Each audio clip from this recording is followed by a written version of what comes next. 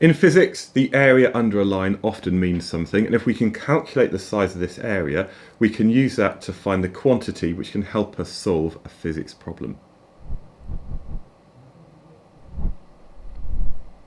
For example, if we were to look at a force extension graph for something like a spring, the area here is equal to the energy stored by that spring when it's been extended by a certain amount. So for example, here the energy would be equal to a half Fx because we have a triangle and therefore it's just half base times height. If we have something maybe like a velocity time graph, the area underneath this is equal to the displacement. Often we get something which isn't necessarily a nice straight line, but we might have something that shows how the force varies with time. And if we can work out this area, that's equal to the impulse, which is going to be equal to the change in momentum of that object. And here's another one. Maybe we've got the charge stored by a capacitor at different values of potential difference. And here again, the energy stored by that capacitor is equal to a half base times height. So that's a half QV. So you can see there are lots and lots of examples. There are many more than this that show how the area is related to some kind of physical constant. But how can we calculate it? So here we have a lovely thing where we can just maybe look at this shape and split it into maybe a triangle, a rectangle and another triangle. And if we were to work out the areas of those individual parts, we can just add it together. So here, we could also do it in actual fact by looking at this length and this length and saying that if you've got 10 plus 3.0, because this goes from 4 to 7, we divide that by 2, and we're going to multiply that by the height, which is 8.0. That's the same as 6.5 times 8, which is 13 times 4, which is equal to 52. So looking at the area of a shape like this is relatively straightforward. But of course, A-level physics, we often have curved lines. So this is what I'm talking about. We might have a curved line and we want to work out the area underneath it. Now there are two methods. The first one is one which is universally disliked, but sometimes you're told to do it, and that's to count squares. Now we can see here that each of the smaller squares is equal to 1 times 1. So what we could do is maybe just simply put a dot every time we have a full square, and then we're going to estimate the ones where the line goes through that square. So I reckon I've got about 45-ish full squares. And now I'm going to look for the squares where maybe this area plus this area is equal to 1 square.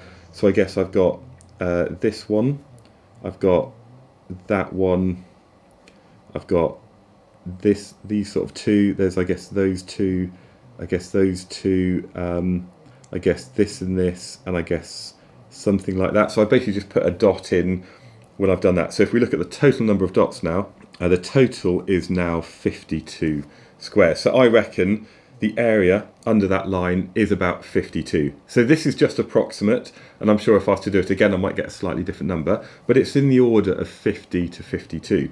So that is the first approach. The second approach is a little bit quicker, but it's still just a way of estimating the area underneath that line. And so what I'm going to do is I'm just going to draw a triangle over this. So let's imagine the top of the triangle was about here. We can see that if I put in this line, there's going to be a point where we're underneath the line and a point when we're over it. And if I draw in another triangle that maybe goes from here to here, we can see that basically there's some area which I haven't accounted for, this area up here, and this area down here, but then I've over accounted for it, I guess, by looking at this area here. So if we assume that that area is similar to that, then we can just simply work out the area of that triangle, and that's going to be a half base times height. So that's going to be a half times 10 times 10, so half of 100 is just equal to 50. So this was a lot quicker than counting squares, and I guess if I was to play around where I put some triangles, we might get an even better value. But this is the other method. It's basically drawing some shapes to actually try and estimate what the area is underneath that curved line. And yeah, basically it's something that you just need to practice, and it's very hard to get an exact number. We don't know the equation of the line, so we can't do any integration or anything like that to work out the area underneath it. It's just simply counting squares or drawing some shapes in order to get your best estimate, to get a number which we can then use to solve a real physics problem. By the way, this is just one of many videos I've made covering all of the maths that you need to understand for A-level physics. It's part of a mini course which includes many more topic videos, multiple worked examples, and also a guide that you can download. You can find all of this over at alevelphysicsonline.com.